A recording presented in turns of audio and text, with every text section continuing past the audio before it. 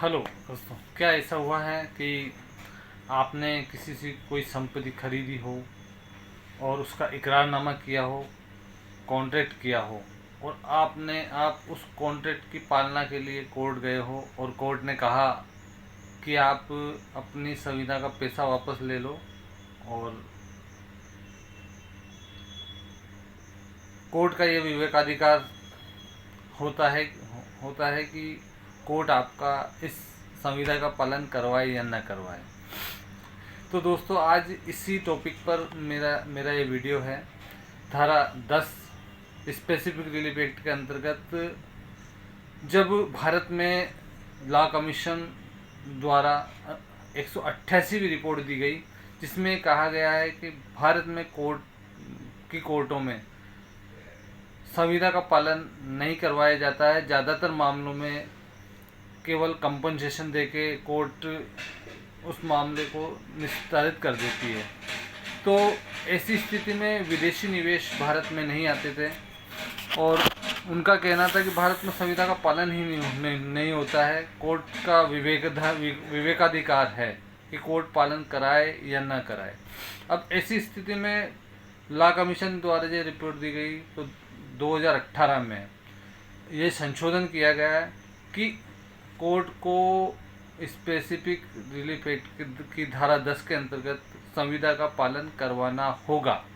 अब पहले संविदा का पालन एक अपवाद था, स्पेसिफिक मामलों में, रेयर मामलों में उस पालन करवाया जाता था।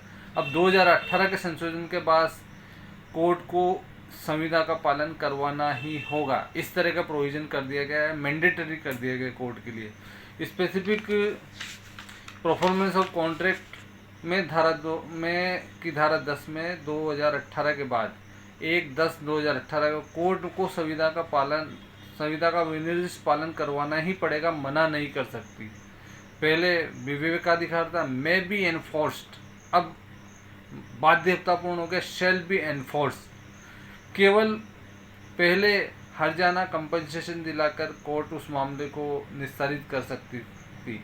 अब धारा 14 के अपवाद देखेगी, 16 के अपवाद देखेगी। इसके अलावा कोर्ट को यह इकरारनामा को पालन करवाना ही पड़ेगा। 2018 के संशोधन के बाद सार यह है कि धारा 10 में अगर आपने एग्रीमेंट किया है तो निभाना ही पड़ेगा। इसमें एग्रीमेंट की क्या स्थिति होती है? वैध एग्रीमेंट होना चाहिए। जैसे स्पेसिफिक रिलीफ एक्ट की धारा 11(2) के अंतर्गत कोई न्यासी है, ट्रस्टी है, अपनी संविदा की जो क्षमता है उसकी 10 लाख रुपए का तक उसको कॉन्ट्रैक्ट करने का अधिकार है, पर वो 15 लाख का कॉन्ट्रैक्ट करता है तो कॉन्ट्रैक्ट शून्य हो जाता है। तो किया गया है तो उसे पालन नहीं करवाया जा सकता। यदि इकरारनामा अनरजिस्टर्ड भी है तो भी चलेगा, केवल उसमें स्टाम्प ड्यूटी लगी होनी चाहिए। दूसरा, धारा 14 के अपवादों में नहीं आना चाहिए पर्सनल सर्विस, व्यक्तिगत सेवा और डिटर्मिनेबल कॉन्ट्रैक्ट, जिसमें कॉन्ट्रैक्ट में ही यदि ये शर्त डाली हुई है कि दोनों पक्ष कभी भी एक माह का नोटिस देके संविदा का खंडन कर सकते हैं। ये अपवाद नंबर 2। वादी जो कोर्ट आया है, जो परफॉर्मेंस कर चाहता है उस संविदा की, उस पालना चाहता है, उसकी विलनेस होनी चाहिए, वो रेडीनेस होना चाहिए।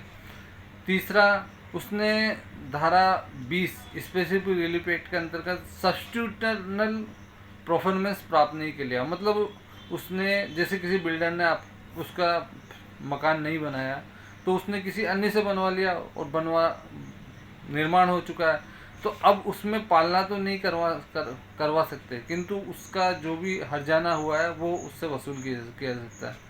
तीसरा कंटिन्यूस ड्यूटी, ऐसे मामले जहां कोर्ट के पास कंटिन्यूस उस पालना को लिए ड्यूटी देनी पड़ेगी, ऐसे मामले कोर्ट परफॉर्मेंस नहीं करवा सकता। जैसे कोई फैक्ट्री चलाना, कोई बिल्डिंग का मेंटेनेंस करवाना।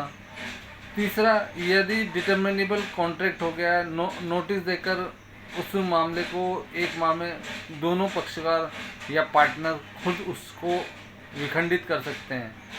संविदा में शर्त यही है, तो कोर्ट उसका पालन नहीं करा के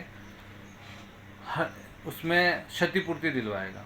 पर्सनल सर्विस है, जैसे कोई किसी व्यक्ति का हुनर है, उसका भरोसा वाला काम है, जैसे नौकरी करना, उसका गायन करना, और कोई भी ऐसा जो स्पेसिफिक उसके अधिकार का है, तो कोर्ट उसको उसमें क्षतिपूर्ति दिलाएगी।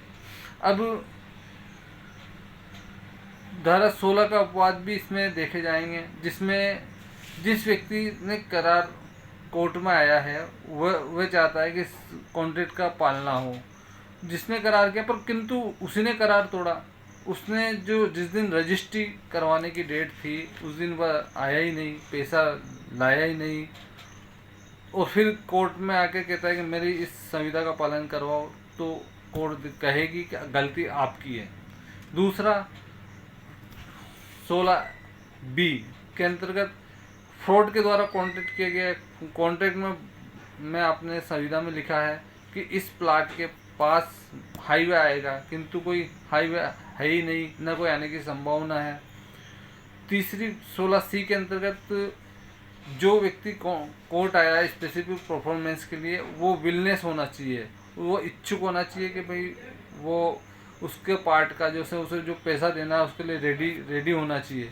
अब जब कोर्ट को ये स्पेसिफिक परफॉर्मेंस ऑफ कॉन्ट्रैक्ट करवाना अनिवार्य हो गया है, तो अब इस चीज़ पर कोर्ट कंसल्टिंग करती है कि जो वादी आया है क्या वह पैसा देने के लिए तैयार है, जिस दिन से दावा किया उस दिन से उसके एंड तक उसमें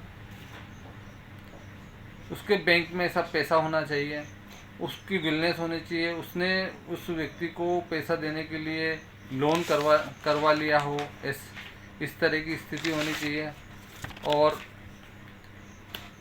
आपको स्पेसिफिक परफॉर्मेंस के लिए किस तरह से केस को तैयार करना है, इकरारनामा, उसके जो दो गवाह हैं उन, और जो बयान की रसीद है, एक तो ये दस्तावेज। दूसरा रेडीनेस, आप उस संविदा को पालन करने के लिए तैयार थे। जिस दिन आपको रजिस्ट्री की डेट थी उस दिन आप रजिस्ट्रार ऑफिस गए, जो प्रतिवादी जिसने कॉन्ट्रैक्ट किया उसको आपने नोटिस दिया, उसे बुलाया, किंतु वह नहीं आया, और आप विलफुल थे, आपके अकाउंट में पर्याप्त पैसा था, तो कोर्ट आपका परफॉर्मेंस जरूर करवाएगी। अब इसमें आपका इकरारनामा वैध होना चाहिए, फर्जी या स्टाम्प की कमी नहीं होना चाहिए। दूसरा, वादी तैयार नहीं था ऐसा नहीं होना चाहिए, जिस दिन रजिस्ट्री करवानी थी उसी दिन उसे रजिस्ट्रार ऑफिस में जाके वहाँ हाजिरी देनी चाहिए। इकरारनामे में ऐसा लिखा नहीं होना चाहिए कि किसी भी पार्टी को 1 महीने का नोटिस देकर इस कॉन्ट्रैक्ट को तोड़ सकती है। और अंतिम बात, लिमिटेशन पार नहीं होना। 3 साल के अंतर्गत आपको उस केस को करना है, जब जाके कोर्ट आपके स्पेसिफिक परफॉर्मेंस करा सकती है। अगर प्रतिवादी काम नहीं कर रहा है और खुद किसी से आपने अन्य से करवा लिया मार्केट से, तो आपको पालना तो आपकी हो गई, तो आप उससे केवल क्षतिपूर्ति वसूल कर सकते हो। अब सार यह है कि 2018 के बाद कोर्ट को पालना करवानी ही पड़ेगी। धारा 14 के और धारा 16 के और धारा 20 के अपवादों को छोड़कर कॉन्ट्रैक्ट को पालना अनिवार्य होगी।